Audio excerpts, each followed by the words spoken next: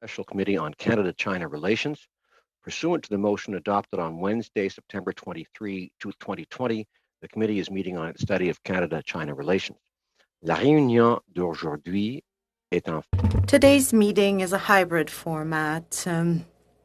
Pursuant to the motion adopted by the House on September 23, 2020, this meeting is also televised and will be accessible on the House of Commons website. Meeting, I would like to outline a few rules to follow. Members and witnesses may speak in the official language of their choice. Interpretation services are available for this meeting. You have the choice at the bottom of your screen of either floor, English, or French. Before speaking, please wait until I recognize you by name. If you are participating by video conference, please click on the microphone icon to unmute yourself. However, when one of the members here of the committee is asking questions, don't wait for me to respond. And I should warn you that at some point I'll have to, when the time's up of a member, I have to cut them or you off as witnesses at that time. So I just want to let you know that ahead of time. I would like to remind you that all of the members' interventions and witnesses must be addressed to the chair. So please speak slowly and clearly. Your mic should be on mute. I'd now like to welcome our first panel of witnesses. As an individual, we have Mr. Steve Tsang, Director of the SOAS China Institute, University of London. Mr. Adam Nelson, Senior Advisor for Asia Pacific at the National Democratic Institute, and Ms. Mabel Tung, Chair of the Vancouver Society in Support of Democratic Movement. Welcome, everyone, and thank you for being here. I should let you know that Mr. Tsang has to leave at 11:50 Eastern. So we will start with opening remarks. Mr. Tsang, the floor is yours for 5 minutes. Thank you very much, Chair. For the 5 minutes, I would like to explain that the Chinese government's hardline approach towards Hong Kong now is not something totally unavoidable. They have chosen a hardline by a clear decision. We should not forget that in 2003, when there were also 500,000 of people going out on the streets in Hong Kong to protest against a national security law being introduced, the government at the time, both in Hong Kong and in Beijing, agreed to pull back from that process. And Hong Kong basically returned to normal. So there's nothing inherent in the situation in 2019 to 2020 that require this very strong hardline approach of the Chinese government. It has done so because things have changed.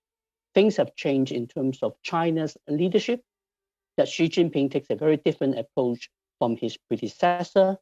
Things have also changed because, as a matter of reality, Hong Kong is not economically so significant to China as it was in 1997 or in the 1980s when the Chinese government agrees to give Hong Kong this special status after 1997. Now, Hong Kong accounts for something like less than 3% of the Chinese economy. Back in 1997, it was something like 20%. Back in the 1980s, we're talking about over 30%. And this change made Hong Kong dispensable. And about 2 years ago, the Chinese government had also changed under Xi Jinping the way how they look at Hong Kong's place in China.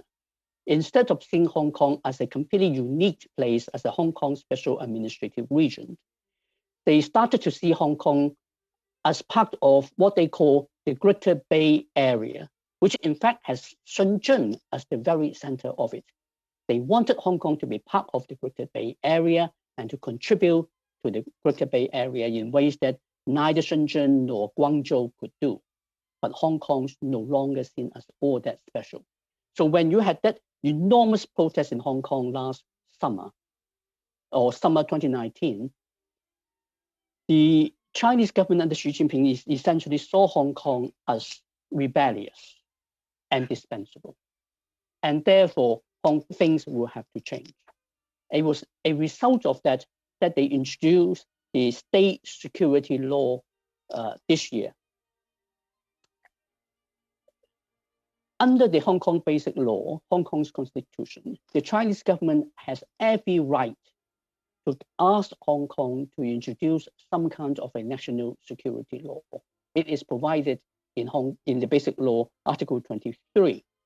But instead of doing so, the Chinese government chose to have the National People's Congress Standing Committee to impose an external state security law to Hong Kong.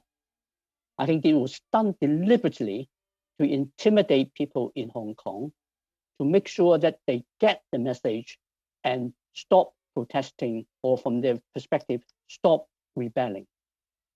And also from their perspective, they have succeeded.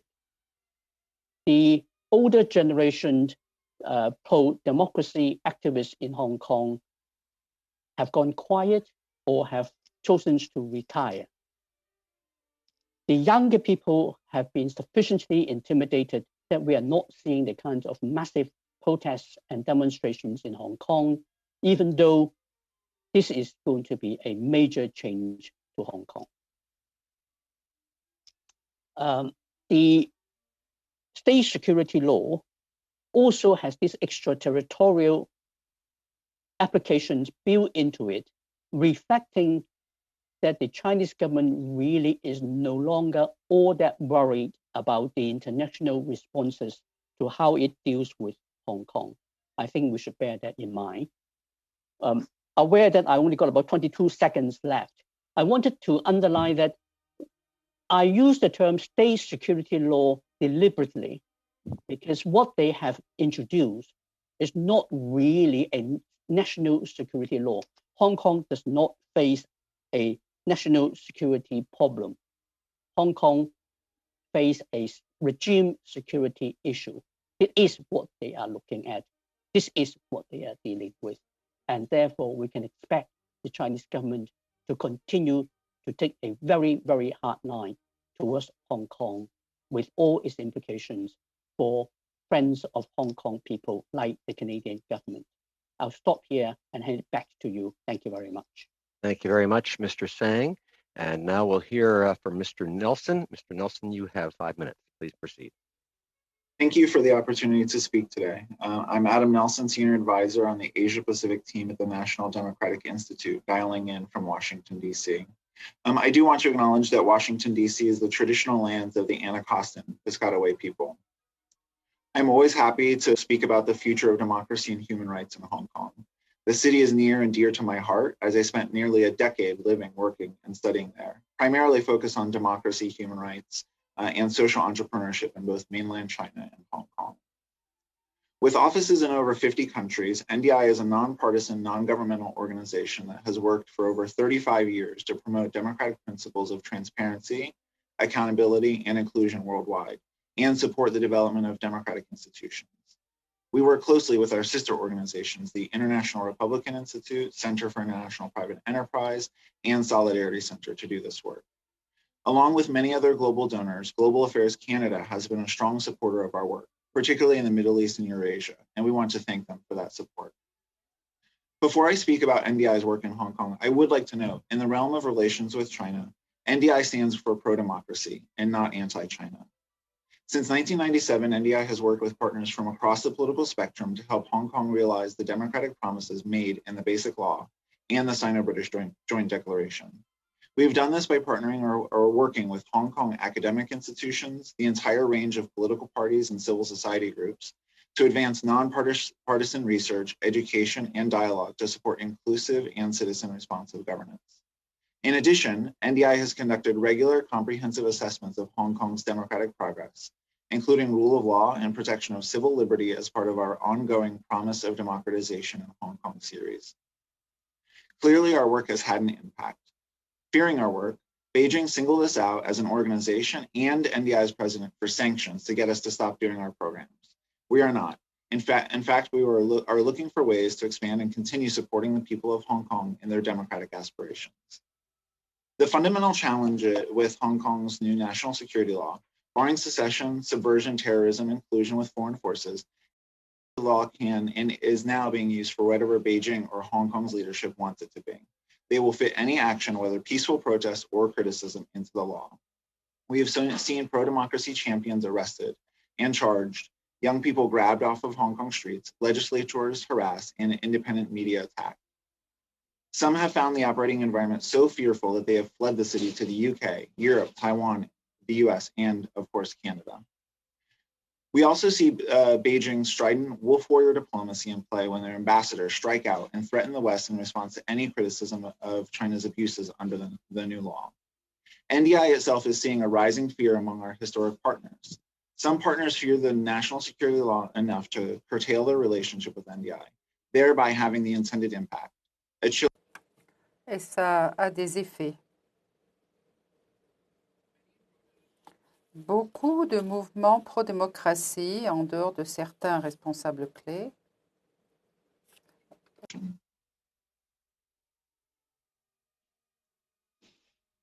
Madam Clerk, can we correct that problem?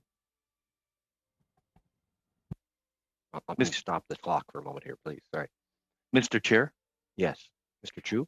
may I suggest that perhaps the witness it's not choosing the English channel and I have it on therefore. English. Oh, you do. Okay. Thank you. Thanks for the suggestion. Worth a try. Can we try again and see how that works? We've got about 1 minute and 45 seconds to go. So, Sure. but hopefully we can correct this problem because we don't want. to miss the whole meeting. Mr. Chair, it's the clerk here. I'm being told it was the interpreter not on the right channel, so it should be good now. Thank you. Please go ahead. No problem. I'll just say that, again, many pro-democracy groups, aside from certain key leaders, fear standing out in advocacy or statements for fear of their families being targeted back in Hong Kong or arrested upon return. But NDI will continue to support efforts on 2 lines. First, supporting pockets of democratic resilience in Hong Kong's now closing space. And secondly, international advocacy by liaising with the international community on democracy and governance issues facing Hong Kong, primarily working to amplify Hong Kong citizen views themselves. We are currently finalizing the report of our latest public opinion poll. In the last several years, we have conducted a series of surveys to gauge Hong Kong citizens' perspectives on democratic development and political reform. The second survey was conducted in the fall of 2018, and the latest was done in the fall of 2019, which has provided a direct comparison on how the protest movement has affected people's attitudes. One notable result has been the prioritization of democracy over the economy, especially among young people. We've also just begun a comprehensive remote analysis that will examine the political environment in the aftermath of the new law and the decision to delay the Legislative Council elections.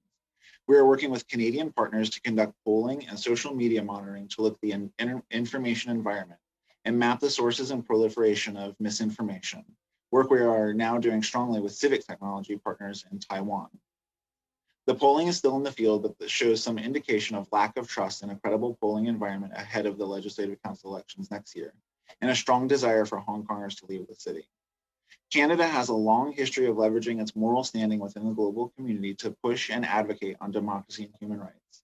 I'd be happy to speak about how the government of Canada can continue to play a constructive role in light of the situation in Hong Kong. Thank you. Thank you very much, Mr. Nelson. And now, Ms. Tung, 5 minutes, please. Please proceed. Oh, please unmute yourself.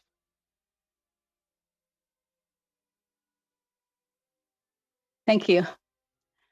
Okay, it is an honor for me to be invited and represent my organization, Vancouver Society in Support of Democratic Movement. It was formed in June 1989 after June 4 Tiananmen Square massacre. Over the past 31 years, our organization has assisted and sponsors many Chinese democracy dissidents and activists to settle into Canada. As a Canadian with Hong Kong root and connection, we witnessed year-long anti-extradition law protests and thousands of arrests and police atrocities towards the peaceful protesters. Immediately after the national security law passage, it is used to crack down the and legitimate and peaceful expression of opinions. People were arrested for possessing flag stickers, banners with political slogans. It is also used to prosecute pro-democracy political figures and activists. Many Hong Kongers participate in the movement fear they will face the same fate as the student protesters in Tiananmen Square 31 years ago.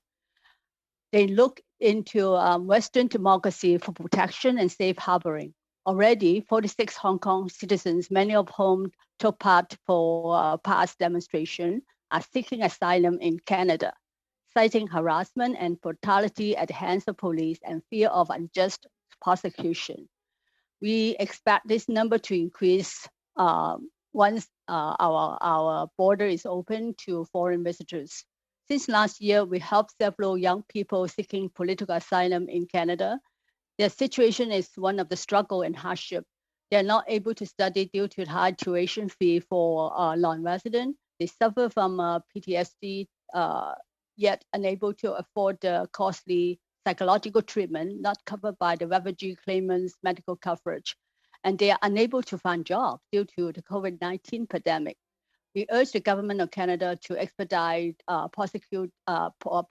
processing of these existing cases and to allocate resources and prepare for a large number of asylum seekers in the coming months. Domestically, the Canadian political elite face a rude awakening to the true color of a totalitarian regime using bullying and hostage diplomacy towards Canada, a state they see lesser to them. Even as our politicians are scrambling to assess and evaluate Canada's engagement with China, China has been for years infiltration into every corner of the Canadian society. The infiltration is most prevalent within the Chinese community across the country. In the past 50 years, many Chinese immigrants overseas to escape political persecution, seeking new opportunity, or united with family. But the CCP treat the overseas Chinese as an intangible asset for trade, cultural exchange, technology, and know-how import, and to influence foreign governments. Many countries have the same attitude to their own people living overseas, but the CCP use overseas Chinese transgress on many moral and legal boundaries. The Confucius Institute we have in BC do not teach language and culture only, but also the CCP ideology and value inside our Canadian education system.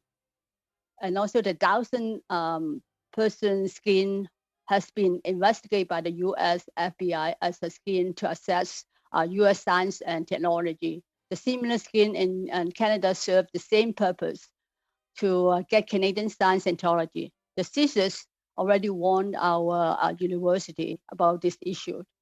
The CCP also recruit overseas Chinese to serve its purpose and to speak out to the CCP, speak out for the CCP by flooding social media with news and materials to advertise achievement and greatness of the CCP in China.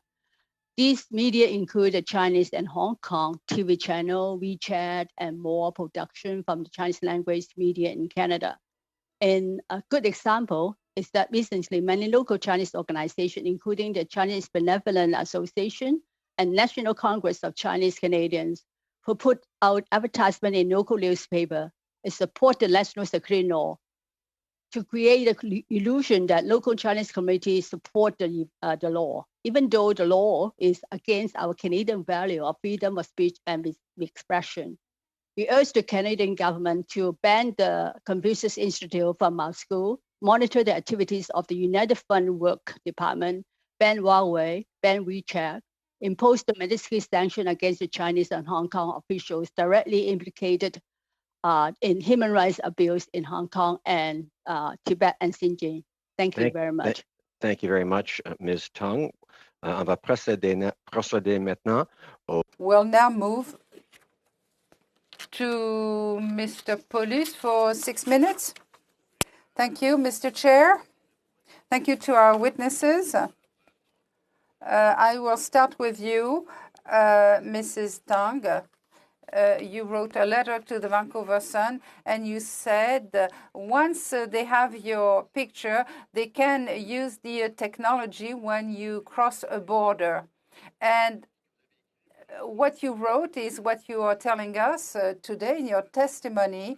You say that we must worry about the technological system used and the ability of the Chinese government to follow the Chinese people overseas. Do you think that they really have that technology?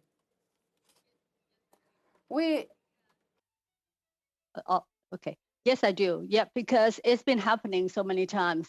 When you took your picture, they will put it into their system. So when I go back to Hong Kong, I think once I enter the Hong Kong airport, they already have my face recognition technology that they know who I am and what I have done in Canada. Merci, Madame. Thank you, Madam. Mr. Nelson, you lived in Hong Kong for 10 years. While you were there, were you worried, concerned about your own security, about the fact that the Chinese regime was able to follow what you were doing?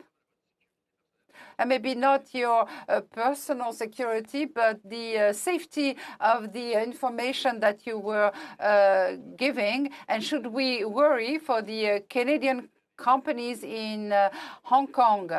Should we worry about the safety of the data being transferred? So I would note that when I lived in Hong Kong, as Professor Tsang had noted, it actually felt very much like a safe city. I had moved there in 2006, and then things did drastically change when Xi Jinping came to power. I would travel to mainland China, and then when I would come back to Hong Kong, it did feel like a place where one could be particularly free. That is not what Hong Kong is today. For example, on my last trip to Hong Kong, I was there with NDI's president, Derek Mitchell, and our regional director, Manpreet Anand, and we were followed from their arrival in the airport. People took our pictures.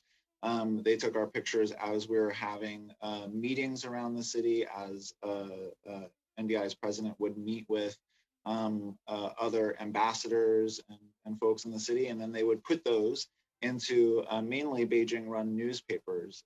Look, it's done in an effort to scare, to intimidate, along with the sanctions that have been forced against us. In addition, I would say I do think that the environment in Hong Kong now under the national security law, in terms of data, in terms of presence of mainland security forces, is very, very difficult. It's quite scary. I myself, given the work that I'm doing, even the fact of joining this meeting, which is illegal under the national security law and I believe prosecutable, do not feel safe going back to the city. I would fear what Beijing might want to do to target me. And then finally, on your question of Canadians in the city, I think we can't ignore the fact that the Chinese ambassador to Canada did overtly threaten the 300,000 Canadian citizens sitting in Hong Kong. And we've seen that they followed through with those threats in the past. And so if I were a Canadian company executive or a citizen sitting in Hong Kong, I would also be nervous. Merci, Monsieur Nelson. Monsieur. Thank you, Mr. Nelson. Mr. Tsang, you told to the Globe and Mail that you expected a strong reaction from the Canadian government, a strong reaction to what the Chinese government is doing. Are you satisfied with what the Canadian government did, or do you think we should do more? Government has done well, but I think there's always scope for the governments to do more. When what we're dealing with in Hong Kong is something which I don't think any single Western democracy can take on and deal with on its own and be successful. If we all work together, and there's no reason why Canada should not take the lead in such a matter, since Canada has the second largest group of foreign nationals in Hong Kong, the first one being, of course, the United Kingdom. But the United Kingdom citizens in Hong Kong are the BNO passport holders. They are not UK passport holders.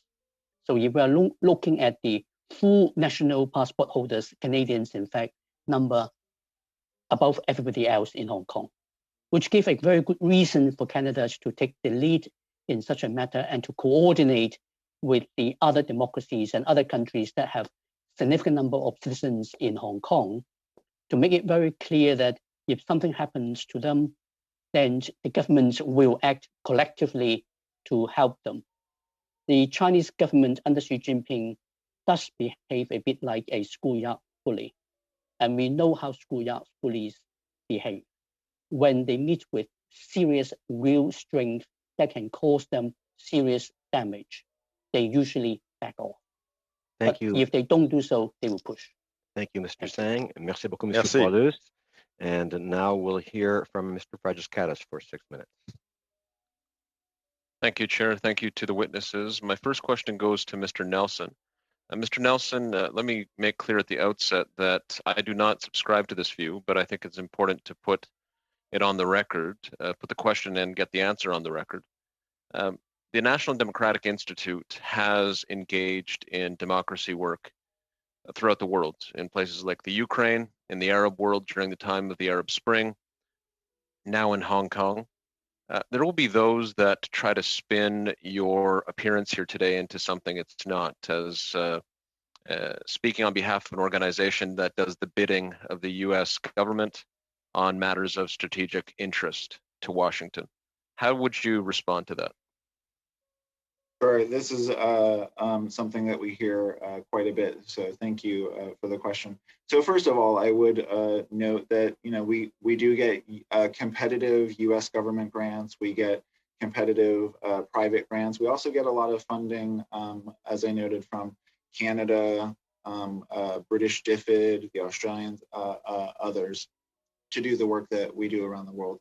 The work that we do is about strengthening global democratic institutions. So free and fair elections, political parties, civil society development. And the work that we do is about supporting the partners on the ground. So we do nothing except for the invitation of those that we work with.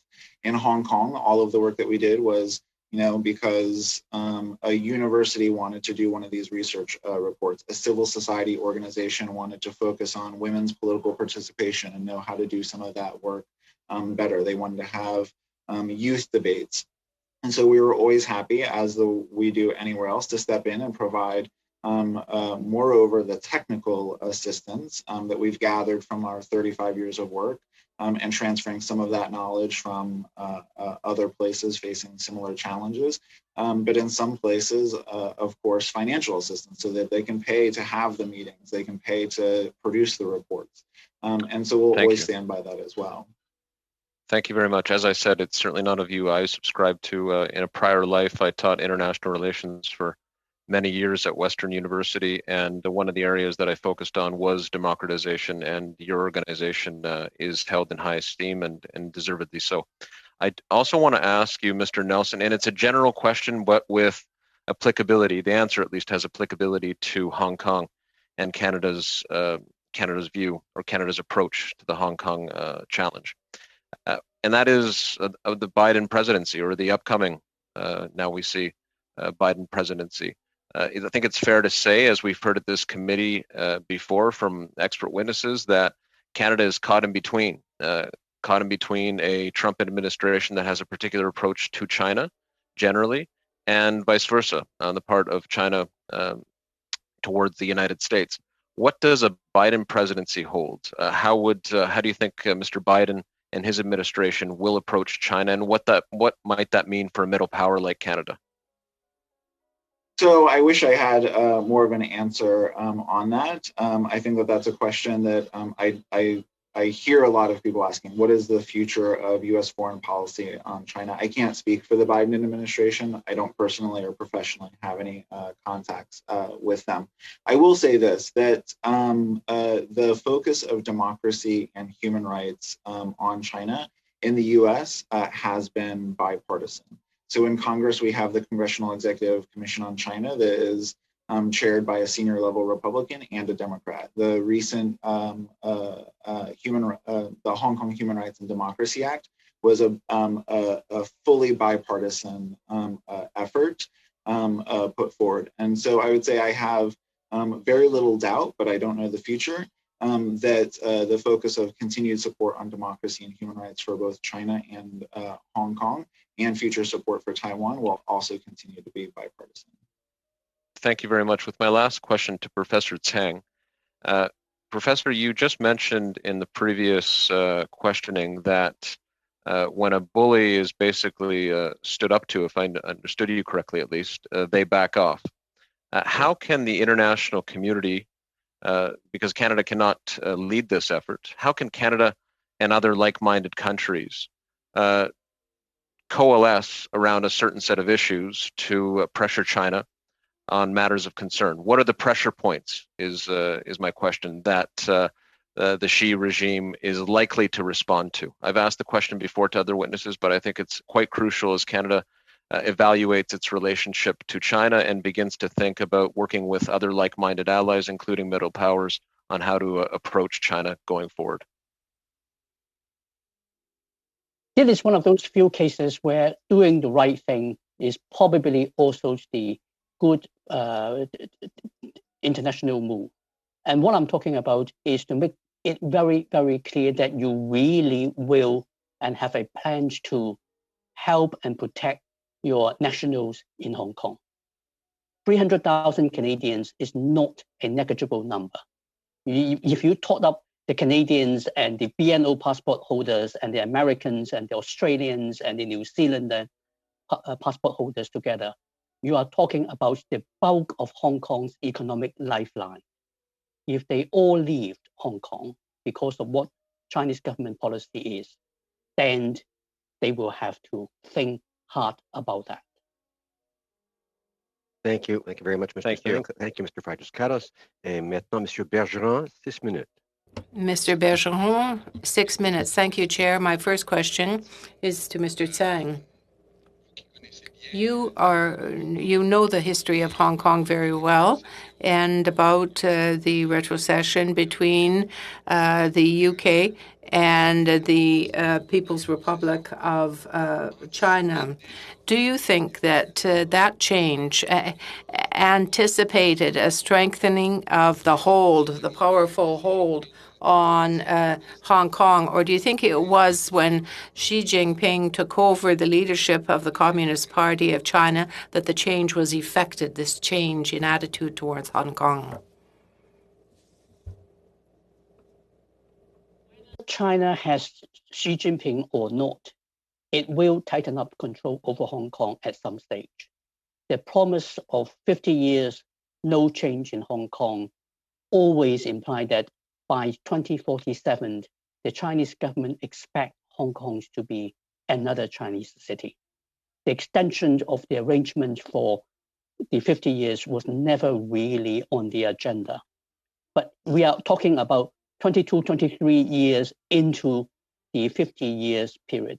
There is therefore no need for Hong Kong to have reached the point it has reached now. That is the result of Xi Jinping's change in his approach.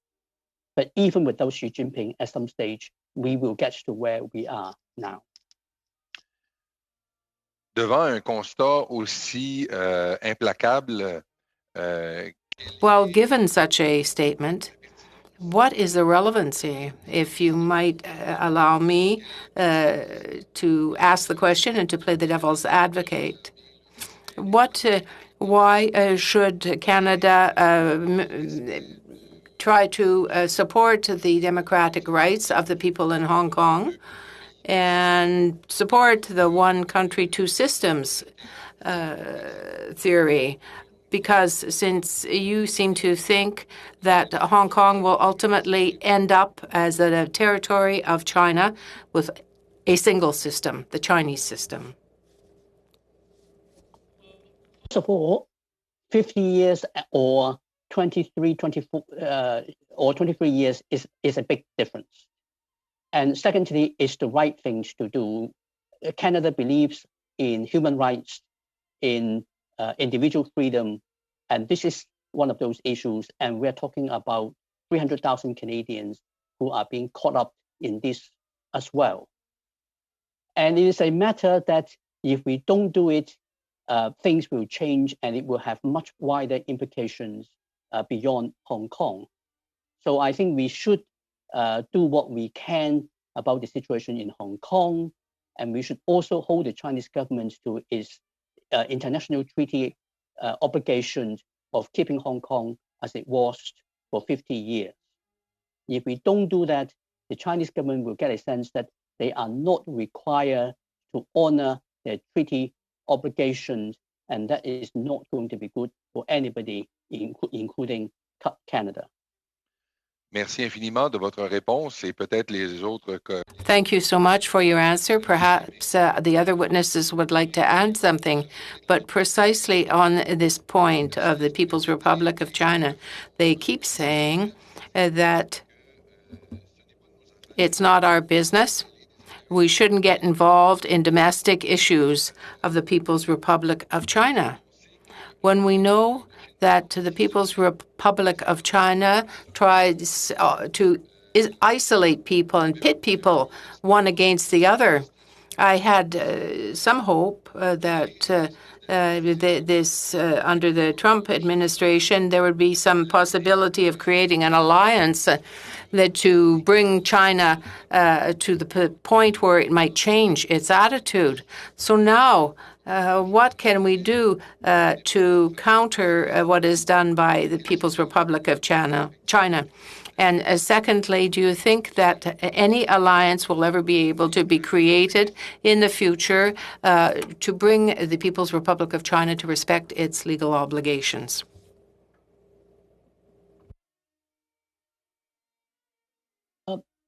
Is it for me? I think the reality is that China exists and Xi Jinping exists.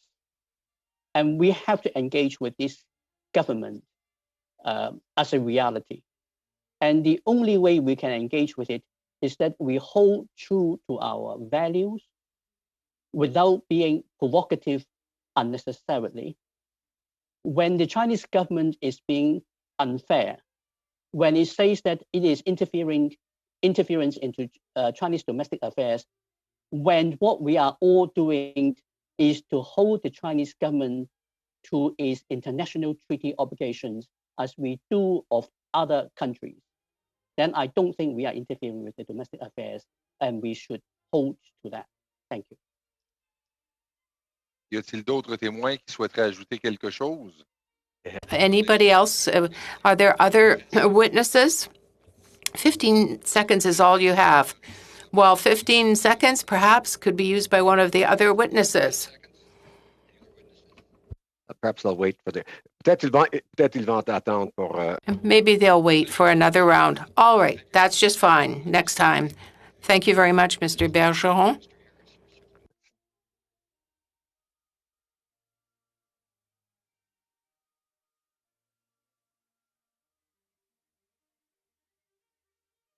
Have you recognized me, Mr. Chair? I have, yes. Please go ahead. That didn't come through in my headset, so thank you very much. Thank you to all the witnesses. Of course, we have 3 witnesses, and as you just found out, 6 minutes, so I will try to be succinct. Professor Tang, you were on record in 2016 as saying that a strong and well-articulated international response that brings the matter to President Xi's attention may persuade him that it's in China's best interest to put a stop to this process of undermining the one country, two systems framework. From hearing what you said today, I think you believe that that's still the case, but at the same time, you're also quoted as saying that it would be preferable to continue the one country, two systems model, but with a tolerable erosion rather than having it completely lost, and talking about the Greater Bay Initiative. Is there some contradiction between these positions, or could you clarify that for us? Thank you. You're absolutely right. And that sounds like a bit of contradiction. I think I'm just trying to be a pragmatist here. We need to acknowledge that in Hong Kong, we are doing a holding operation. the direction of travel is moving in a direction that we don't like. And it is going to continue. Xi Jinping will be able to take a lot of international negative responses before he will make any response to that. But it doesn't mean that we don't hold to it, but we also have to be realistic. And therefore, hold on to as much as we can, rather than simply go out and ask for something that we simply cannot hold, and he will not concede, where there is therefore an even faster erosion of individual rights and individual freedoms in Hong Kong. We want to keep that for as long as we can, and hopefully things in China itself will also change. So there is an expectation, or at least a possibility, that in 15 years' time there may be a different approach being taken by China, partly as a result of international action. Is that what you're saying? That's one possibility. Another possibility is that things will change itself in China. The way how Xi Jinping is governing China in the short terms make the Communist Party much stronger, much more powerful, much harder, but it also makes the regime much more brittle. And Xi Jinping himself knows that. If we go back to what happened to the pandemic in China in February and March, when they were talking about the Chernobyl moment in China, they were themselves seriously frightened of regime instability. They are constantly worried about regime security. And if they are so worried about it, there's usually a reason. So if Hong Kong still got something like 26, 27 years left, let's keep that for as long as we can. And if things change, Hong Kong may still stand a bit of a chance. So I take it then, regardless of the scenario, it's a worthy thing to pursue right now as strong as we can. And are there any specifics that you would suggest as part of that collective action? I think I go back to the point about coordinating with all the other democracies with significant number of their nationals in Hong Kong, because that is one thing that will really get them take notice more than anything else. Individually, none of us will be able to persuade the Chinese government to make any change. And at the moment, the Chinese government does not believe any of these governments will stand by their nationals in Hong Kong, who are mostly, in fact, dual nationals. We have to persuade the Chinese government that, yes, we really meant it, for them to take it seriously. Thank you. Thank you. Thank you. Ms. Chong, I'd like to ask you a couple of questions. First of all, thank you for your presentation. But two questions I'm interested in. I'll ask them both to you, and hopefully you can touch on both of them. Are Chinese nationals or Chinese Canadians, shall we say, is there fear amongst the Chinese population in Canada that they themselves may self-censor or behave in a different manner in their activities as a result of what's going on in China today and in Hong Kong in particular? Or are these advertisements that you're talking about in the Chinese Benevolent Society and others, do they have a following at all within among Canadian Chinese? And the other second question is you talked about Canada helping with the Chinese the Hong Kong Chinese with the lifeboat. How do you envisage that actually taking place? Actually, most of the I shouldn't say most, but large number of Canadian in our Canadian soil, they are kind of really scared right after the July 1st, 2020, because of the national security law. And some of them, they attend our rallies, attend our activities. They are not just masks, but everything to cover their face and even though the gesture, the body. And some are really self-censorship. They're not attending and they're not speaking. And because Chinese government have a lot of history that they intimidate not just the people here, but also their family in China.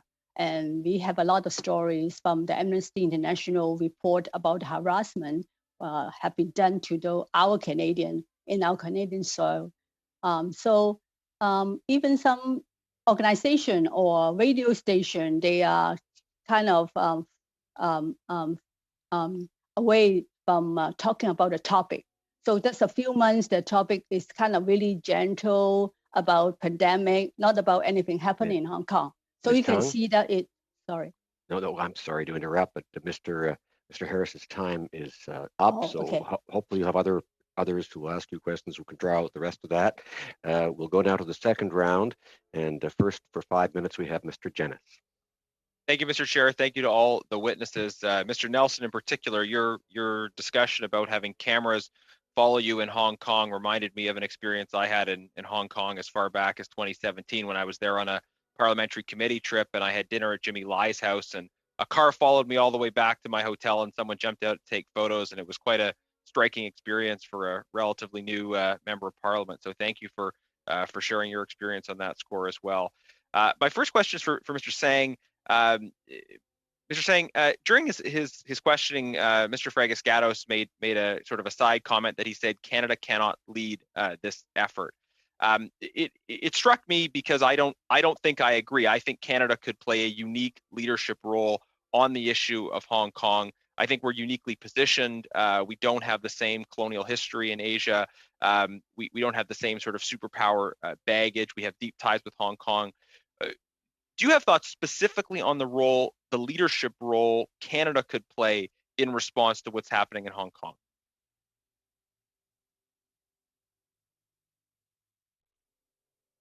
Mr. Chair, it's the clerk here.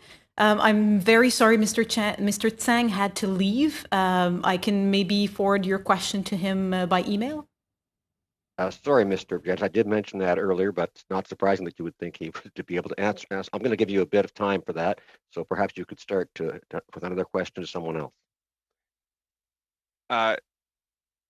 Okay, Mr. Chair, it may be that someone else wants to weigh in on that point, but I'll put another question out there. For Ms. Tung, you spoke about infiltration in every part of Canadian society, including within the Chinese community. I also think I heard you say that you recommended banning WeChat. WeChat is used quite extensively within the Canadian Chinese community. It's also used by a lot of politicians who wish to stay in touch with people that are on that platform, and it's led to problems in the past where one politician's WeChat group was involved in, I think, fundraising for a lawsuit against a journalist. How would you recommend that we use or not use WeChat, and what are the implications for the Chinese Canadian community if WeChat were to be banned, as you suggest? Yeah, but you have to understand that WeChat is controlled by the Chinese government. And a lot of information, what they're getting from WeChat is they generate in the Chinese, in China to do some other issue, startup stuff as well. So, and WeChat is also a propaganda for the Chinese government. And a lot of people from mainland China, they are not getting information from our Western media. They are getting information from the WeChat. So whatever they want to tell their, they consider overseas Chinese still their own citizen. Whatever they want to tell the citizen about how great China or how great the leaders are, they always put it in the WeChat. And also they monitor the WeChat, all the items in the WeChat, they monitor it. So it's a way that, it's a infiltration to our Canadians in our Canadian soil. So if they ban WeChat, they can use another, a lot of media out there, a lot of social media out there that they can use. But okay, all right. Thank you for that. Ms. Tung, Mr. Nelson, did either of you want to comment on the question about Canadian leadership specifically? Whether Canada is well positioned to lead the global response to what's happening in Hong Kong? I would. I think that's a great question, and Professor Zhang had spoken about refugees and alliances. One thing that I would note on the alliances, number one, I would just point to particularly pursuing alliances in Asia Pacific itself. We see a lot of movement in Japan or South Korea. And Mr. Jennis, I know that, for example, that you're on the Interparliamentary Alliance on China. I think that the development of that group and the more that Canadian members of parliament can take leadership to be able to work with other parliamentarians worldwide will be particularly helpful. Finally, I would say, the Chinese Communist Party doesn't like sunshine on these issues. They don't like transparency. So even things like these sorts of hearings where people can speak and submit papers for the record, or what the government of Canada could do to be able to provide funding, maybe through Global Affairs Canada or other things, to Canadian NGOs, Canadian universities, to be able to continue to highlight these issues, to be able to do fact-finding tours, to get more on the paper. Thank you. One quick final question I just wanted to get in for Ms. Tung. There's a story just out in the BBC looking at the significant threat that Hong Kong international students studying abroad would be under as a result of the extraterritorial application of this law. Could you give us some thoughts on the situation of international students from mainland China, from Hong Kong, from other places in Canada, the ways in which foreign intimidation may threaten their ability to have the normal sort of free inquiry university experience that we would expect? And what can we do to push back and protect the integrity of our academic institutions and the rights of international students studying here in Canada? In 5 seconds, I'm afraid. Oh, sorry. Okay, I try to say that Canada, our government should help the international student from Hong Kong, especially because there's some of them, they already put a lot of effort to helping Hong Kong, and they will be being charged in the national security law when they go back to Hong Kong. So okay. Thank you very much. Thank you, Mr. Jennis. Ms. Zan, 5 minutes. Thank you very much, and thank you for all of your impassioned witness testimony. I'm sorry that the other gentleman had to leave. I actually had some questions for him. But what I would like to ask is for Ms. Tung. She had mentioned that she also has some sympathy for Chinese people who are pushing back on the democratization and all of the different things that people are doing that would be in contradiction to the government of the Chinese government. And she said that that they have been indoctrinated, or that they are being educated in a different way. Could you expand on that a little bit, please, to make us see where you're coming from on that particular issue? Now, Chinese government, they are very controlling. So they control everything. So they from the very beginning of their childhood, in the main, I'm talking about the Chinese in the mainland China, they are kind of brainwashed. They have to be praise their leaders on, and they have to follow the instruction. So from that on, that they always think that China is the greatest in the world, and they shouldn't be separate any of the Chinese land to anybody. So that is deep in their mind. And secondly, then they try to influence a lot of Chinese outside of China. So that's why some of the students in outside international students, I should say, that once they able to educate in the Western world, they understand what democracy really means.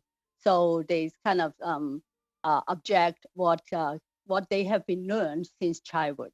So we've been supporting a lot of some of the students they are in the past, especially after June 4th, 1989. So we've been helping quite a bit of people settle down in Canada for that reason. And also we are kind of really passionate about some of the mothers of the Tiananmen Square, the student who died, because those mothers, they still not able to openly remember the children, how they died, and they didn't know at all. So we are really passionate about that. So that's why they keep us going for the last 31 years. And thank you so much. And so it looks like Hong Kong's annual June 4th Tiananmen Square Memorial will likely be banned because of the national security law, and noting that charges against 24 high-profile activists who attended that memorial this year. You've stated that a more prominent public memorial in Vancouver to the massacre is necessary now more than ever. So why do you believe it's necessary for Vancouver to have a memorial to the Chinese citizens killed in the 1989 Tiananmen Square massacre?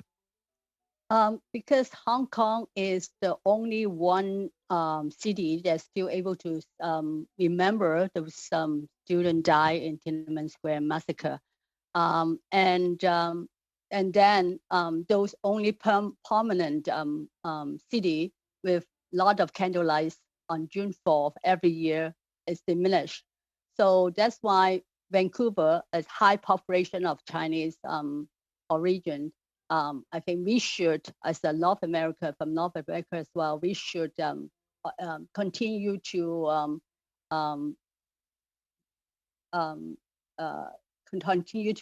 remember those students that passed away, or what happened in June 4th that shook the world in the last 31 years. So Australia, I'm sure there are a lot of citizens also living in Australia. Do you have any activity with them planned at all? We have connect around the world, especially after last year. We have all 36 cities around the world. We have the same goal to protect democracy, democratic movement in Hong Kong. So all of us will connect it. I think every year, June 4th, we will have candlelight vigil around the world. Thank you. To remember those events. Thank you, Ms. Zan. Maintenant, Monsieur Bergeron, pendant 2 minutes. Mr. Bergeron, for 2 minutes.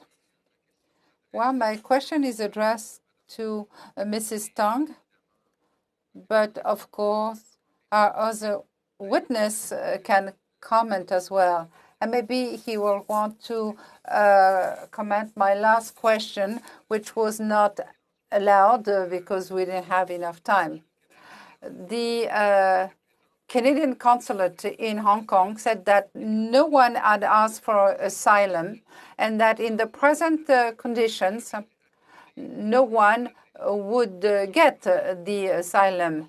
So this is why we are looking into it.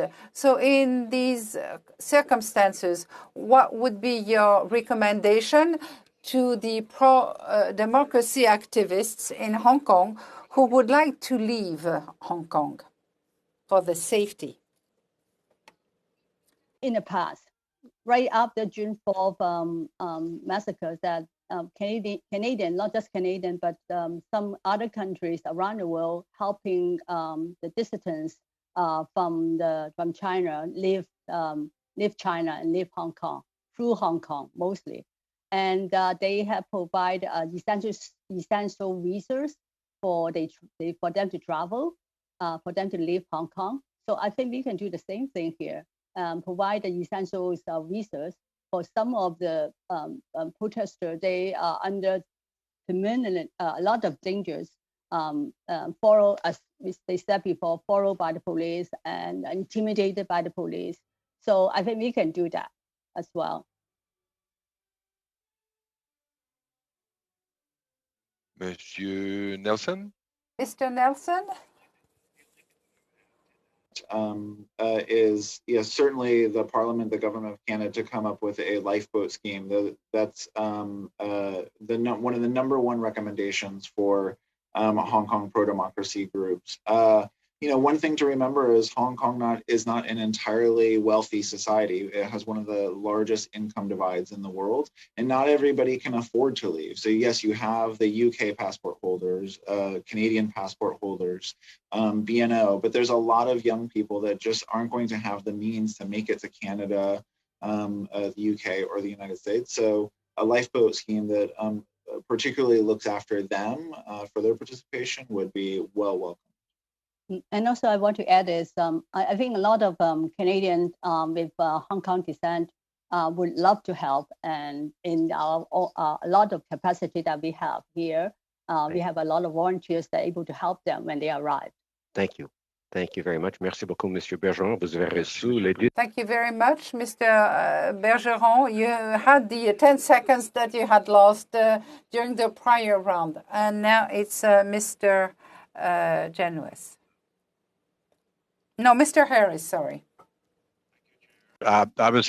And thank you for those questions. I was going to ask similar questions regarding what a lifeboat policy would like and how would you envisage that.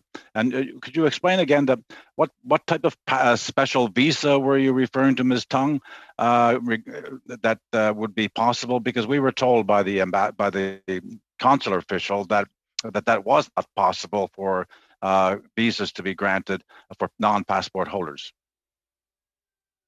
They have a special in the past. You're talking about like 30 years ago. That in the past they have a special visa that initiated by issued by a lot of countries in the embassy, that they will able to grant it for those past protesters to leave. But of course, I'm not going to say in public that what kind of details about the visa, but it has done in the past. I'm sure that's all the record there. Then be able to do that. Can you talked about the concern that Canadians of Chinese descent in Canada who aren't are Canadian citizens, that they have fears. So I want you to let us know that this is from your own personal experience of talking to people you encounter in the Vancouver area that are not just by rumors. It's actual. This is something that's very real in terms of people in the Chinese community. Yes. People talk to me a lot of time during our rallies. We have rallies, over 20 rallies for the last 2 years. And they said that I'm sorry, I can't come next time because this is my last time, because I have a family in Hong Kong and I have, and also my grandmother is in China. Then I don't want them to be intimidated by the police or by anybody in China. So this is the real thing happening in Hong Kong. People that live in Canada, and I'm sure it happened before, because what in the Amnesty International report, a lot of Chinese from the mainland China, they are kind of quiet, or because their family in Hong Kong, and they usually are not in Hong Kong, in China, and they usually talk to them and say, oh, I know you have some of the people from the agents, whatever they have, they would say to them, oh, I know you have two daughters. How are they doing? And that's really a threat to them, and they will keep their mouth shut and not saying anything. Thank you very much. Thank you very much. Thank you, Mr. Harris. This concludes our first panel, and on behalf of all the members, I'd like to express our thanks to Ms. Tung, Mr. Nelson, and Mr. Tsang, who was not able to stay for the entire hour. We very much appreciate your testimony. Thank you very much. Madam Clerk, how long will we have to suspend in order to set up for the next witnesses in the next round? Maybe just 2 minutes. It's just a matter of bringing them in and doing sound check for them. Thank you. The meeting is suspended for 2 minutes. Thank you so much. Thank you, Mrs. Tang. Thank you.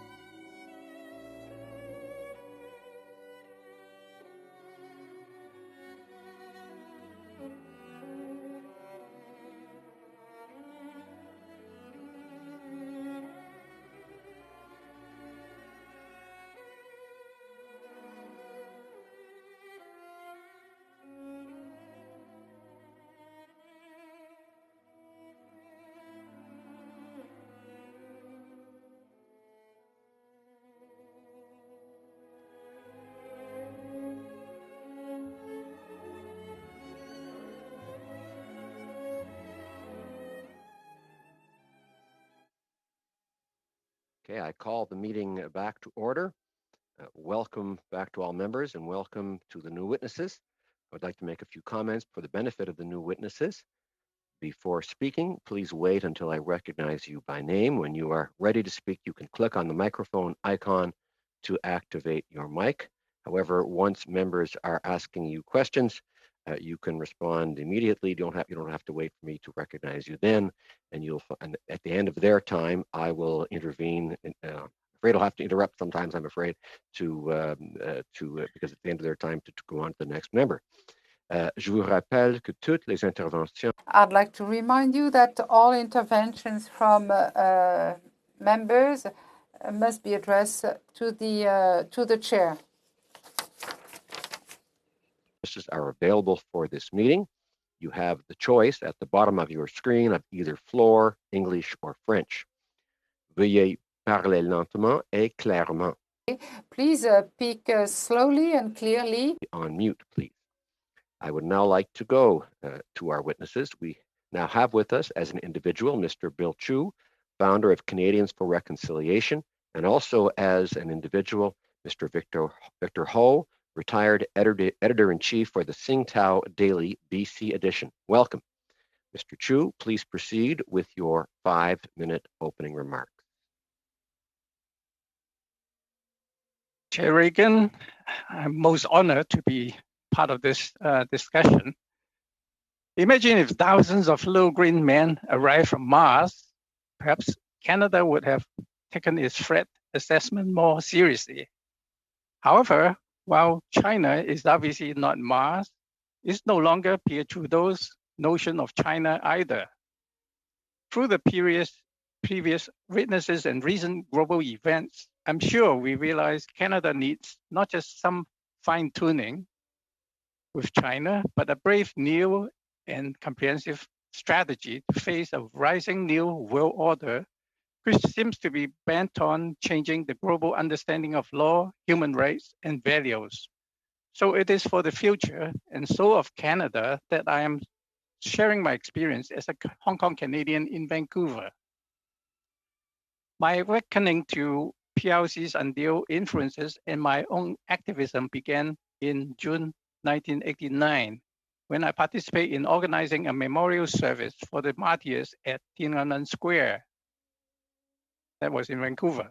Soon after June 4th, Chinese Benevolent Association of Vancouver, abbreviated CBA, joined hundreds of organizations in publicly condemning the CCP's bloody suppression of peaceful students. The Chinese consulate was quick to get the United Front working and quoted and unquoted unified the CBA board to stand in line with the CCP. Now the switchover enables PLC to inherit the same name recognition of an old Chinatown organization and use it to further its influence in the Chinese community. CBA soon become one of the key PLC intermediaries in BC, which wove together an ever-expanding network of clans, diaspora, business, cultural, educational, and media groups, a task made easy with identity politics and CCP being the only party in contention.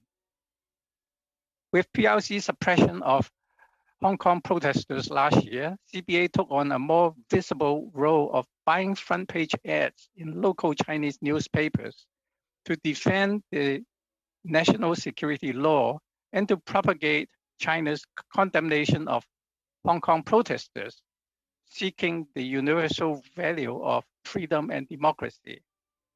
To purport representing the Chinese community at large, despite countless Chinese migrated to escape CCP's tyranny, CBA's ads include the names of a few hundred local Chinese organizations and clans. This is ironic, since CBA also has been funded generously by Heritage Canada to host Canada Day celebrations. In October 2019, rallies were held across Canada to protest the proposed extradition law for Hong Kong. Simultaneously, there were organized efforts to disrupt such by pro-PRC counter-protesters. It was at a symbolic Lantern Wall in Richmond that I witnessed a loud and intimidating confrontation involving tearing down of the words on the wall and throwing of loonies at a protester. The LCMP who arrived did nothing to the assailants. As a formal complaint to Richmond's LCMP was filed by the victim, but was not responded to, I requested a meeting at the LCMP detachment. During a meeting, the constable turned out to be more than just a PR man, and he's not one familiar with the Chinese Canadian community. And despite his promise, no one received a word back about the case. Unsettled by the LCMP's indifference, I arranged a meeting with a CSIS officer. He was candid and revealed that unlike FBI and MI5, the work of CSIS is mainly in research. The officers do not carry guns, and any necessary enforcement or arrest is done by the LCMP. Furthermore, those CSIS prepare national security reports. Those reports are sent on an advisory basis only to the field within the federal government's National Security Committee. So to my surprise, those contents were never shared by other MPs, never mind the thousands of MLAs, mayors, and councils. Thank you, Mr. Chu. I'm sorry to interrupt, but you're over your 5 minutes. If you don't, hopefully members will have questions that will draw more of that out. And now we'll go to Mr. Ho for 5 minutes, please.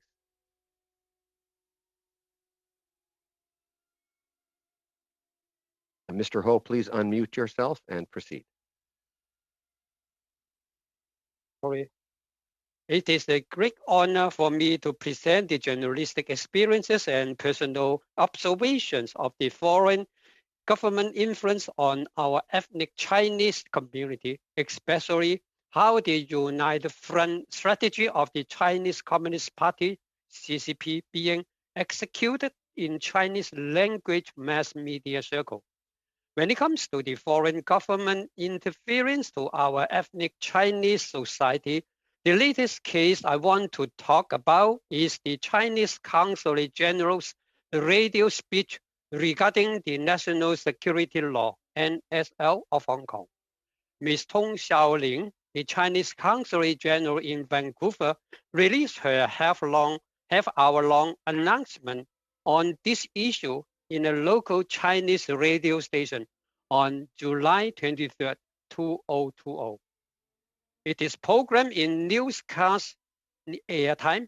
She simply asked the Chinese Canadian to support NSL Hong Kong and said that there are very few people in Canada trying to slander the NSL, attempting to cause trouble overseas as well.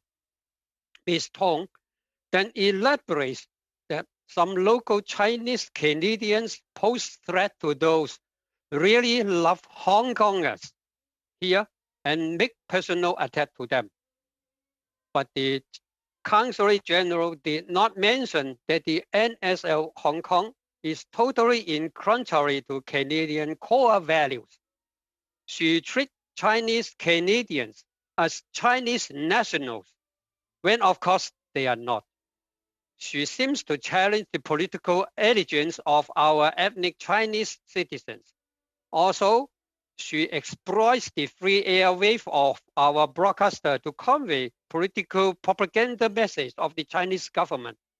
To meet diplomatic protocol, she should have made it a paid advertisement. This event indicates some of our Chinese language news media assist to spread propaganda for foreign government. According to Code of Ethics of Society of Professional Journalists, distinguish between advocacy and news reporting, and analysis and commentary should be labeled and not misrepresent fact or context. I would like Canadian Radio, Television and Telecommunications, CRTC, to investigate such case for the sake of protecting public interest of Canada. Also, we need to safeguard the Chinese community not being infiltrated by political directive from a foreign government. In the regard of United Front Work Department of CCP, there are some pro-Beijing commentators of Chinese radio stations spreading one-sided stories, playing as kind of long-time apologies for the Chinese regime. This seems like an orchestrated effort of UFWD, with the ultimate goal is to brainwash or at least influence our Chinese Canadian audience into accepting the policy from CCP. Another obvious result of UFWD is to establish many overseas social organizations to propagate or to carry out pro-China policy. Local United Front organizations of CCP are being weaponized to publish newspaper ads, showing the political muscle of Beijing regime. Last year, we saw Hong Kong young people protesting on the streets against the amendment of Fugitive Offenders Ordinance, and they were beaten brutally by a police force. Over 50 local Chinese social groups published the joint statement ad on Chinese newspapers to condemn Hong Kong protesters. The leading organizations, to name a few, are Chinese Benevolent Association, CBA, Chinese Cultural Center of Greater Vancouver, CCC, National Congress of Chinese Canadians, NCCC. Part of the leading figures of such social groups are playing the role of volunteer ambassadors for Vancouver Consulate of China. As you have just read from news story, the first person charged under Australia's foreign interference law is a well-known member of the ethnic Chinese community. Thank you. Thank you. Thank you, Mr. Ho. I'm sorry to interrupt, but we're over your time, and we have to go now to the members for their questions and comments. We'll go back first to Member of Parliament Chu. Perhaps I think I'll describe him as Member of Parliament Chu because there may be a pronunciation difference, but that would be clearer, I think, as opposed to Mr. Chu. Please proceed for 6 minutes. Well, thank you, Mr. Chair, and thank you, gentlemen, for coming.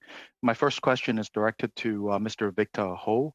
Mr. Ho, the Chinese definition of nationality and citizenship does include many ethnic Chinese who are residing in Canada right now. And as we have heard from you, that in July, the Consul General of Vancouver from PRC did assert that. What is your proposition for the committee and for the government of Canada to reassure Canadian citizens of Chinese descent that they will be protected and shielded from any persecutions or threats?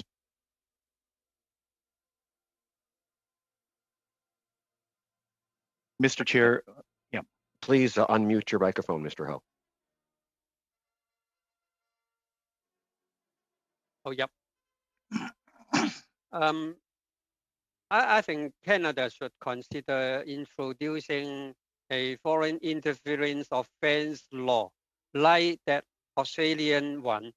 Use it to restrict foreign government from mobilizing local social groups to address foreign interests. Okay, thank you, Mr. Ho. My second question is actually for Mr. Chu. Mr. Chu, we know that in Canada, discriminations and hate and racism has long been in existence.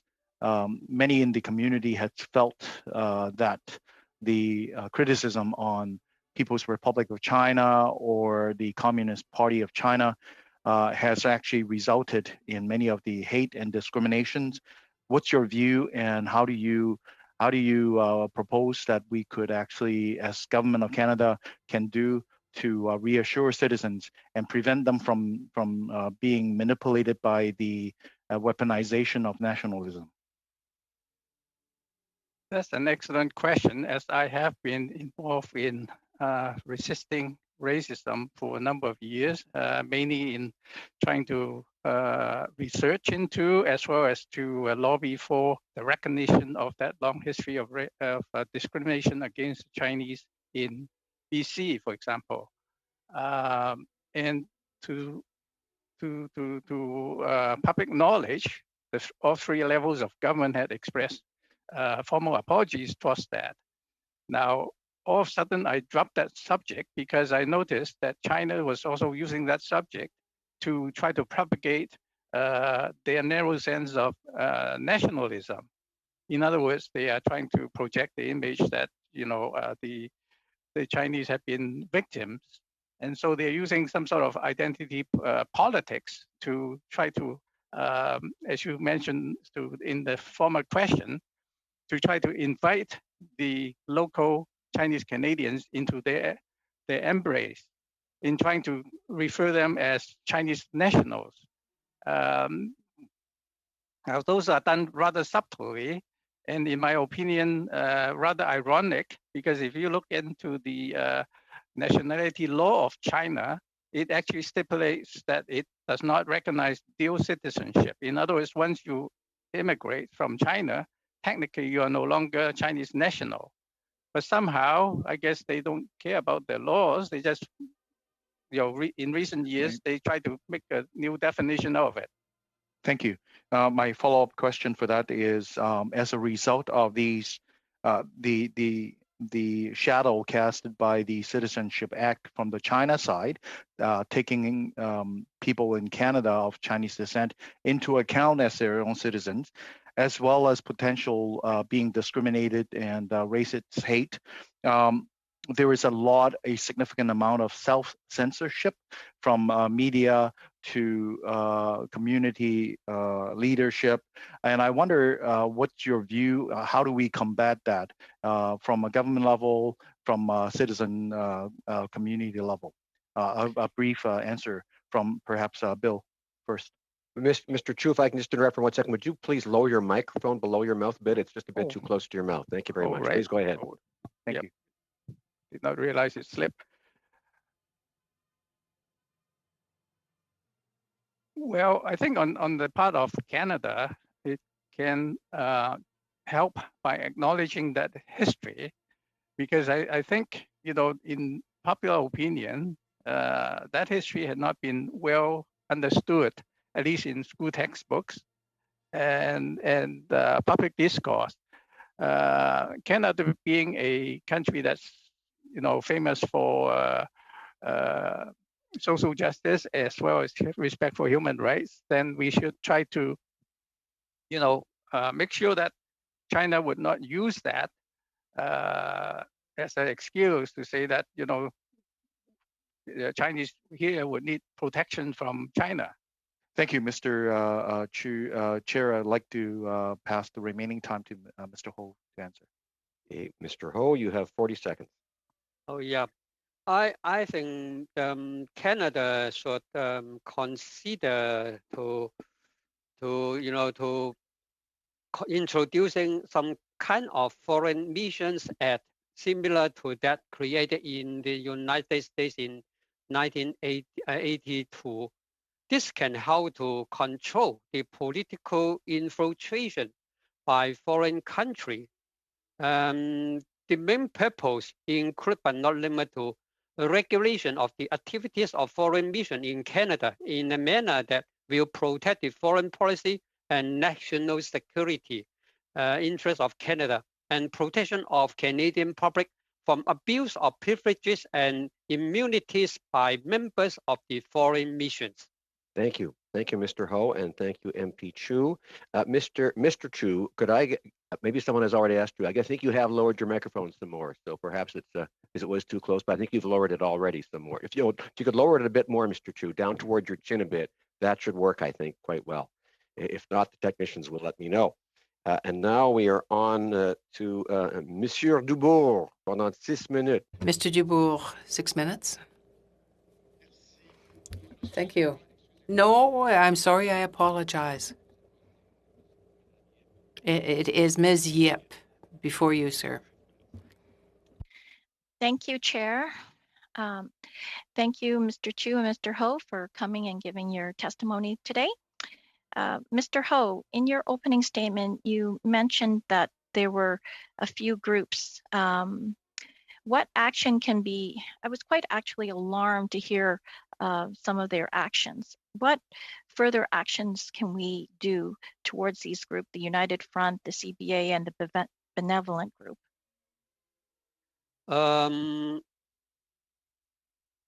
First of all, we should recognize this is a freedom of assembly of the social organization here in Chinese community. But the focus should be on the foreign government's interference, but not on our Chinese society. The point is we have no adequate policy or suitable method to prevent the foreign government's influence on this society, because they have used a lot of United Front strategy to absorb these leaders, those leaders of this organization, to take the political viewpoints of Beijing, and then use this organization to propagate the CCP's message here. And the second thing, the foreign government just treat these Chinese Canadians as Chinese nationals. They use the identity politics. So I guess our government should take a look on how this foreign agent, or simply the foreign government's ambassador or consul general, should have such influence or the power to mobilize the local organizations to say the political viewpoints of China, but not to protect national interests of Canada. Do you feel that the Chinese press in Canada are also threatened or compromised in what they can report? I think the people here in the Chinese community, we are thinking which channel we could report. To CSIS, we don't have any FBI report line, but the CSIS, you know, is not a kind of active government agency to tackle this problem. They are gathering information, gathering some activities in the society, but they are not an active agent to do something. They just transfer the message to some government officials, but not to MP. So I recommend to reform the CSIS system. My next question is to Mr. Chu. Over the past summer, and there have been many public demonstrations in support of the Hong Kong protests here in Canada, and we've seen where groups of pro-China counter-protesters show up at some of the same events. They've been described as carrying brand new Chinese flags with creases still visible, and photographing pro-Hong Kong demonstrators. And just in the earlier hour, we had a witness, Ms. Mabel Tong, mention about photos taken at airports and events, and the fear of facial recognition being used for intimidation. Do you feel that these are the actions of some angry counter-protesters in Canada, or is there some sort of larger coordination of interference with the Chinese government? Well, it's too much of a coincidence when, you know, during some of the rallies that organized by the supporting members for the Hong Kong community here, that the counter-protesters would appear in just about all cases. And they would come in a very strange pattern. In other words, they would come almost at the same time and leave at the same time, which raised a doubt, or at least a suspicion, whether they are orchestrated by something or by someone. And then as far as the threats are concerned, I think Canada in recent years has been seeing more and more appearance of threats, even being raised in Markham and Vancouver City Hall. So, I just want, sorry to interrupt. Your organization has been focused on reconciliation, and I'm just wondering how we can reconcile those conflicting views towards China among the Chinese diaspora in Canada. Well, one key thing about reconciliation is knowing the truth, because without the truth, there's no reconciliation necessary even, right? People would say, you know, things are fine, you know, and then there's no need, right? And so one of the basic things that we, as I mentioned earlier, is trying to research and educate the public about the history of Chinese in BC, for example, as well as the indigenous people. That's another area. Thank you, Mr. Chu, and thank you, Ms. Yip. I'm sorry, we have to go on. Maintenant, c'est Monsieur Bergeron pendant 6 minutes. Mr. Bergeron, 6 minutes. 6 minutes. Thank you. We've talked a lot about the impacts of the tightening of control by the PRC over Hong Kong and the demonstrators that have been there trying to defend their democratic rights. And we've also seen the impact of this new attitude of the PRC with respect to Chinese nationals living abroad. But I think beyond that, given that one of the previous speakers spoke about the denunciations that are being made by the PRC, we could think that the PRC is trying to bring in people that aren't even their nationals. So in your presentation, you have said that the PRC is targeting groups in Canada to lobby them or to pressure them or to intimidate them, to protect the Communist Party, the Chinese Communist Party. And we've heard in previous meetings that we should even be afraid that there could be that type of influence by the PRC. So first of all, what do you think should be put in place by the Government of Canada to control these groups that you have mentioned that are literally harassing people and are literally acting on behalf of the PRC? And secondly, to prevents things like kidnapping that occur on Canadian territory.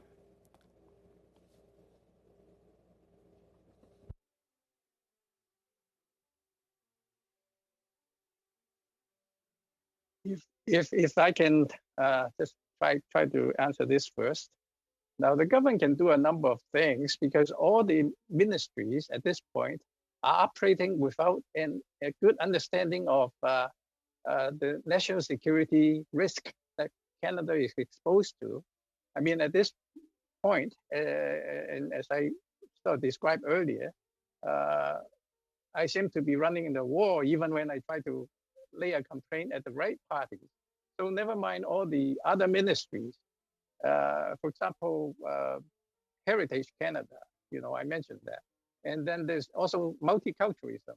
It has been made use of or exploited as a platform to expand on the expansion of certain messages. And immigration, we should start checking into, the scholars or whoever coming into Canada, whether they have military background, as USA has found out from the scholars that's from China. So there's a whole number of things that at government level we can do, and to stop, funding organizations that on one hand receive funds from Canada, on the other hand they can be denouncing Canadian values. So there are a whole number of things. So But as far as kidnapping is concerned, that's out of my league. I don't know until unless the CSIS is equipped to do more than just researching, that there's some way of enforcing what they see is wrong. Otherwise, that would be a problematic.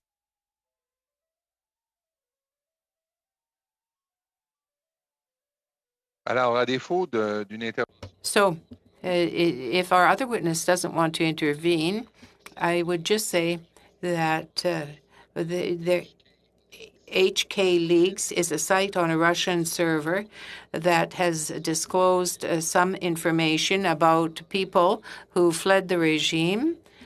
Some 2,000 people who have been thought to be guilty of mischief in China, of wrongdoing in China. In Hong Kong, is there this type of denunciation on the internet that is ongoing? And if so, what type of denunciations and accusations are being made? Earlier, you mentioned WeChat. Someone mentioned WeChat. Well, should Huawei be allowed to play a role in 5G in Canada? What is your opinion?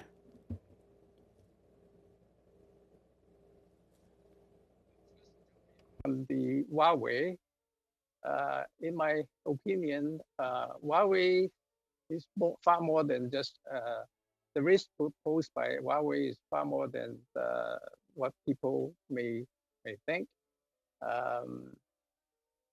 The China's effort in recent years has been collecting massive amount of data, and those data can be used for various purposes. Once whether it's personal or commercial information and data are secure by China, we don't know what they would use it for. So that's the risk that China should take, and we would advise Canada not to, engage Huawei. And as far as WeChat is concerned, it's another platform that's doing a whole lot of monitoring on phrases and terms. So it's not good. Thank you very much. Merci beaucoup, Mr. Bergeron. Thank you, Mr. Bergeron. 6 minutes. You said Mr. Bergeron. I think you meant Mr. Harris. Did you, Chair? Vous avez dit Monsieur Bergeron. I believe I said that. This is what you said.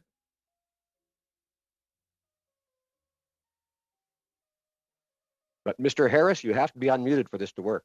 Thank you, Chair. First of all, Mr. Ho, you mentioned that, and I think this is perhaps important to reiterate, that the use of the term Chinese nationals by various people within Canada instead of Chinese Canadians is a very distinct thing, and it's an intentional tool to perhaps undermine the notion of Canadian citizenship. Is that what is? Can you affirm that that's what you said? Oh yeah, what I said is about the ID politics by Chinese consulate or Chinese ambassador here in Canada. They use so-called a Chineseness to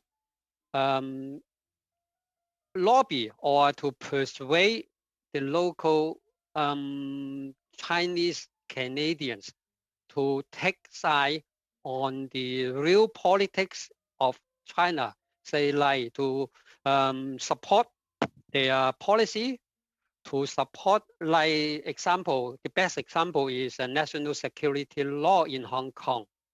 They try to mobilize as many as they could, the social organization, to post the political statement ad on the Chinese newspaper like Shanghai Daily and Mingpao Daily.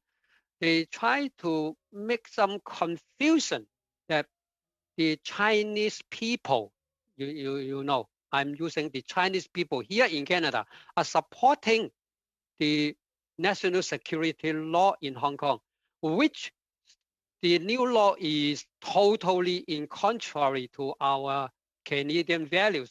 But those Chinese Canadians are supporting a foreign government, but they are living in China, in Canada. And the country tries to use this ID politics to make clear that the Chinese people living here in Canada also support the Beijing regime or the CCP. This is very tricky, you know. Oh, is it working? It works very effective because here people in Canada, especially the non-Chinese society, they have not enough knowledge to separate which is Chinese national, which is real Chinese Canadian, I mean the citizen of Canada. Okay, thank you. I have a further question for you on a related topic, but I would like to ask Mr. Chu a question first. Mr. Chu, you've stated a lot of information. We've been provided with something called speaking notes, which is actually 15 recommendations from you, which you didn't get a chance, I guess, to talk about all of them. Is there any one particular recommendation that you would be sure to want to leave with us and leave with those who are perhaps tuning in to watching this event?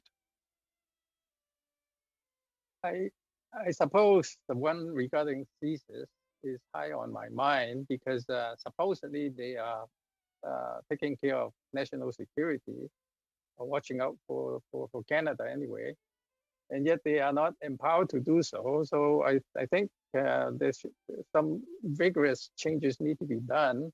Otherwise, the way they are leaving the job to RCMP to finish it, that's to me a bad coordination. So it may be that the the national police force should have a different role, or that CSIS should have a different role. Right. Okay. Right. We should look into that question, of course. Is there anything that Canadians might miss in dealing with the Canadian-Chinese relationship that's important to point out? One very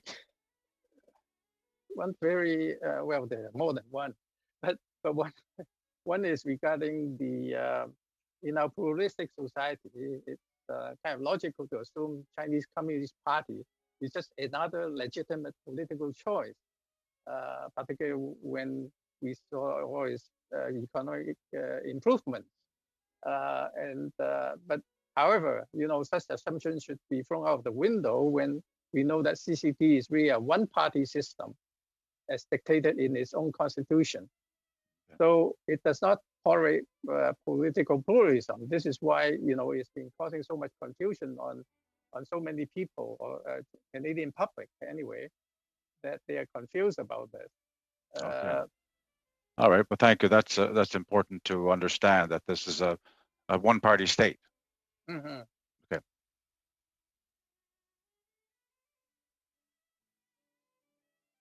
Sorry, Mr. Ho, I'd like to go back to Mr. Ho for a second. You're, as a newspaper man, very familiar with propaganda and all of that.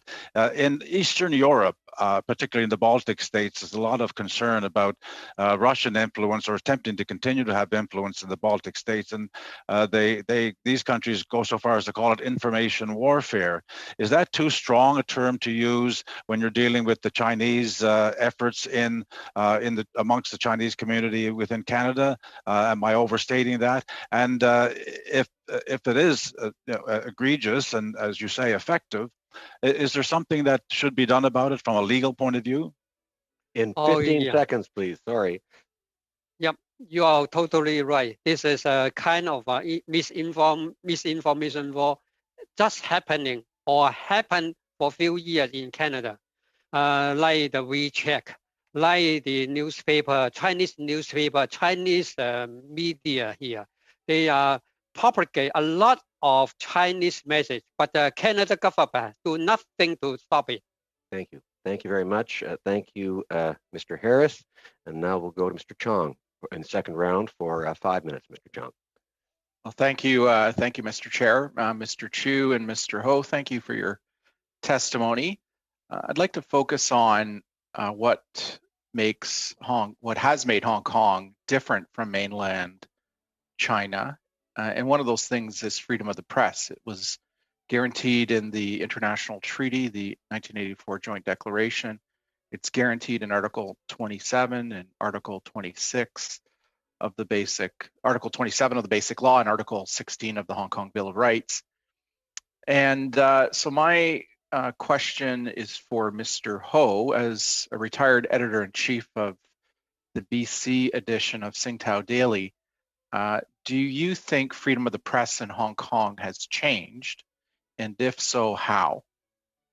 Oh, yep. The answer is absolutely changed. And it changed to the opposite side as promised by the Joint Declaration, Sino-British Joint Declaration. You know, Hong Kong is now simply one country, one system. But the government, the Beijing regime, still call it one country, two system, to just make it a false statement to make their political agenda still work, because they try to trick the international society that Hong Kong is the same as 1997, but totally changed after last July. The national security law is overriding all common laws in Hong Kong. Overriding. No more validity for Hong Kong law to execute if the official use national security law. This is the supernatural.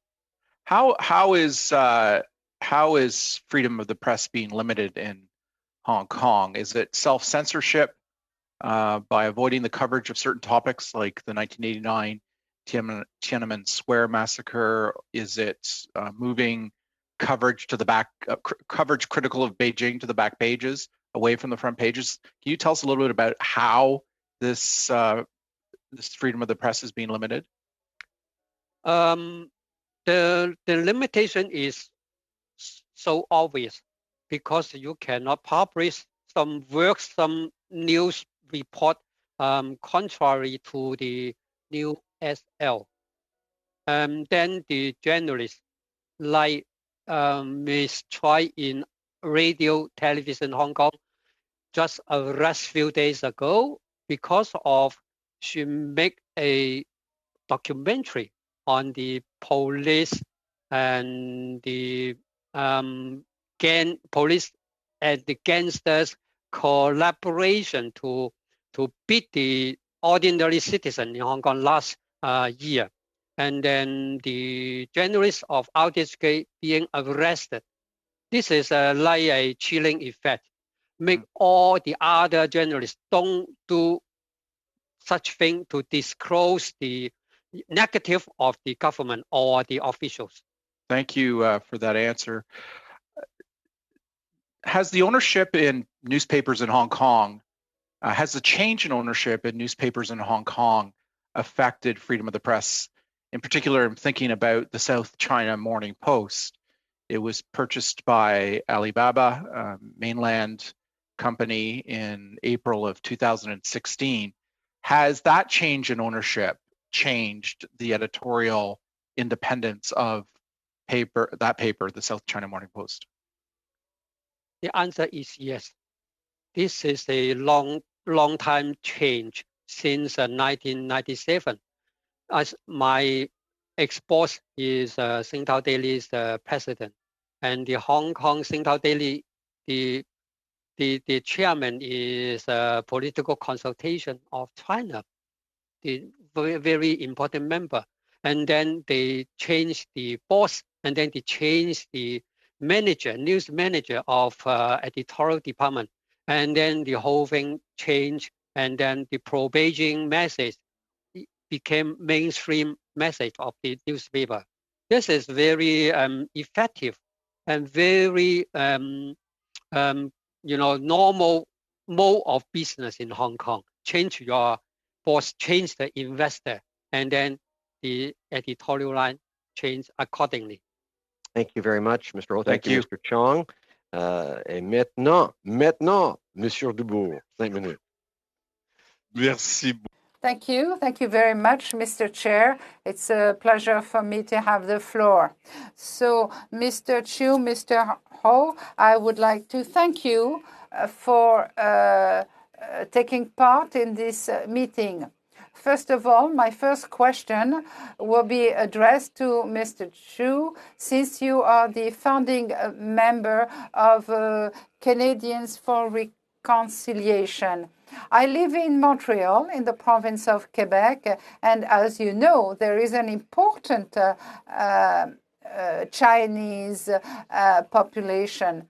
So I'd like to know if your group has contact with these Chinese members in Quebec, and do they tell you of issues with security? In your organization, do you have members who live here in Quebec?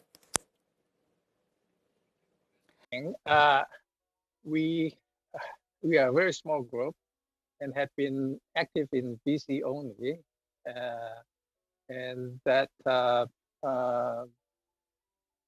focus, as I mentioned, is more than just the Chinese. We actually devote a lot of our time to the indigenous community, and that is fairly well known by the media as well as, I guess, by observers out there.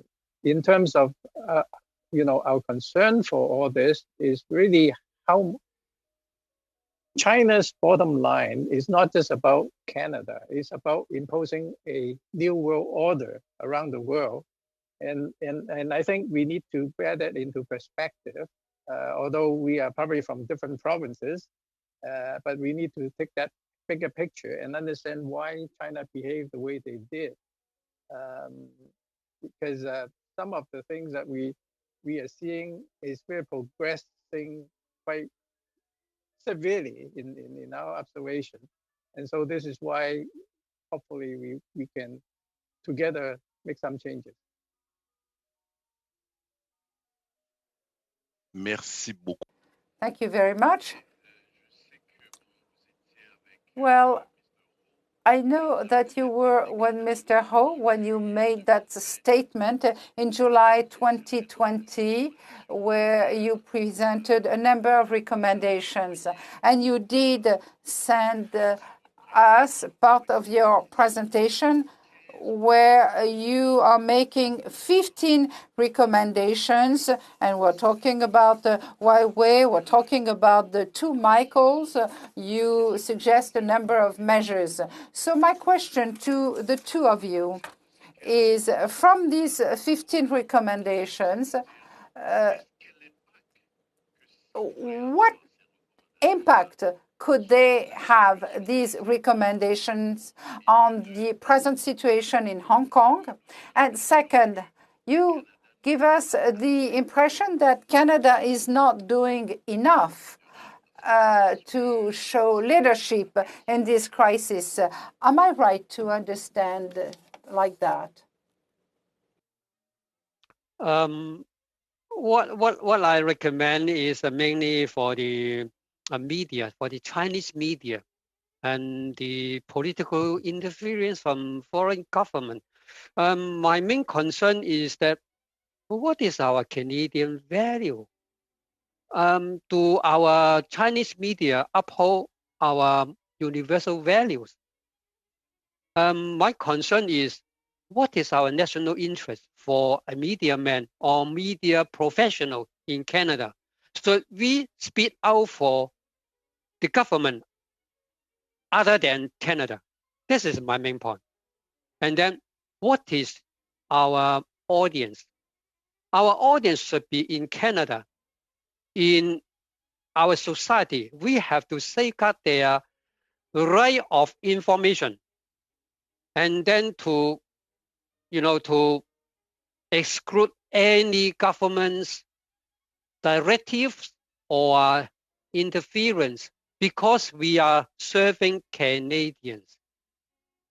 That is my concern. The government should try to make it very clear that no matter you are Chinese ethnic or Syrian ethnic or French ethnic, it doesn't matter. But whenever you are living here, so please do things Canada appreciate. I try to make alert to the Ottawa to do something to prevent our national interest being, captured by other government. Thank you, Mr. Ho. Thank you so much. Merci beaucoup, Monsieur. Maintenant, c'est Monsieur Bergeron. Mr. Bergeron, you have 2 minutes and 30 seconds. Yes, I'd like to come back very quickly, Mr. Chair. First of all, I would like to thank our witnesses for their very enlightening comments and their courage by appearing at this committee. We appreciate that very much. I would like to come back on the question of the internet. With Mr. Chu, we talked about Huawei, 5G, and we talked about WeChat as well, that would be controlled by China. Could we now come back on HK Leaks that shares information on opponents, people who oppose the Beijing regime, and who is hosted on a Russian server? I would like to know, and you might not have the information, but I would like to know if some Canadian citizens living in Hong Kong were the object of information shared on that site, or Chinese Canadians living in Canada whose information might have been shared on that. What could we do to limit the scope of such a tool from the Chinese regime?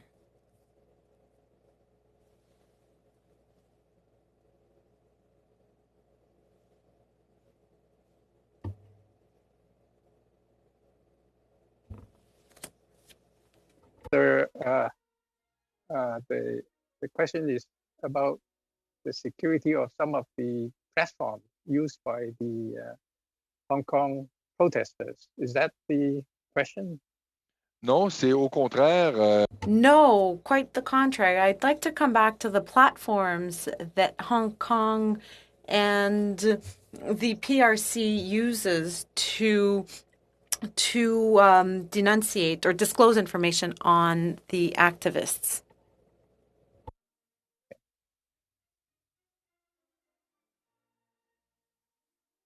I'm not familiar with the one that you mentioned, but obviously on internet, there's all kinds of information or misinformation or disinformation, and irrespective of whatever platform it is. So this is a period whereby I feel the government can do a more education for Canadians. Hopefully the information that you gather will be shared not just among the parliament, but also somehow be shared with the general public, because the risk that is widespread. Thank you very much, Mr. Chu. Merci beaucoup, Mr. Bergeron. And now, Mr. Harris, 2 minutes and 30 seconds. Thank you, Chair. And I'd like to return to Mr. Ho for a moment. Another vehicle, we talked about the direct voice of the ambassador and other spokespersons on behalf of Beijing, but another vehicle used apparently, according to some of their witnesses, to influence actions within Canada by China is the United Works Front. Is that something you can tell us much about in terms of its operations, as based on your experience as a newspaper editor for many, many years? Is that something that you've investigated or written about, or your papers have written about and covered? And what can you tell us about it? Yeah, the one of the aspects is the Chinese government. They united a lot of organizations here in Canada, even some new societies, some organizations. They have created in a lot of names like All Canada, like Greater Vancouver, the biggest name to post on this organization, make it a total voice from Canada Chinese community, and to create the society, and then they control the leadership of those society, no matter it's an old society or a new society. The second thing, the Chinese government try to influence the journalists here, especially the Chinese ethnic, to take the line of the Beijing policy. They use the method is send the press release and then gather the news manager to the consulate office to have so-called news briefing, and then make all chances to persuade or influence the editors to publish or voice out their government policy. And the third thing is they just send out some so-called underground CCP member here, and then to make friends with journalists, and also try to persuade the journalists in Canada, especially ethnic Chinese, to take the trip to China. And this is so-called free trip to influence their mindset. Thank you. Thank you, Mr. Ho. Thank you, Mr. Harris. This will conclude our second panel. And on behalf of the members, I'd ask members to stay for a moment, by the way, but I want to, on behalf of members of the committee, express our deep gratitude to Mr. Ho and Mr. Chu, our witnesses today. We very much appreciate you joining us and sharing your thoughts and your views with us. Thank you so much. Yeah, my pleasure. Very much. Thank you. And now I just want to ask members of the committee, we don't have time for a deep discussion, but you've received a proposed calendar, and I guess the question is, does someone, if no one has a problem with the calendar, that knowing that would be useful so we could carry on with that. Does anyone have a problem with the proposed calendar? I see Mr. Jenis. Mr. Jenis, please. Well, thank you, Mr. Chair. I have no objection to the proposed calendar at all. I had understood there might be a possibility of us extending briefly with an in-camera discussion about the press release as well. Is that possible today? Let me ask the clerk if we are able to do that for perhaps 10 minutes or so. Absolutely. We do have the room for another 20 minutes or so. We just would need to change to go in camera, and I would need to provide members with a new link and a new password. So, okay, so we're going to have to, I guess the question is, do other members, if other members don't have a problem with that, please, hopefully they can advise, but I don't see anyone raising their hand. So what we'll do is we'll have to conclude this, we'll have to log off and then come back in camera. So the Ms. Zan, you're trying, yes, Ms. Zan. I'm so sorry. I have another meeting right now, and I'm actually 10 minutes late for it. Okay, thank you. Well, I think we can just at least have a discussion in camera. We'll try that, and hopefully we can do that. But we understand that, Ms. Zan. Thank you very much. So the meeting is adjourned. De la même façon, Monsieur le Président, Mr. Chair, I don't have very much time, but I could spend a few minutes. Thank you. So the meeting is adjourned, but we'll come back momentarily for the in-camera, and the clerk will send us the information. Thank you so much.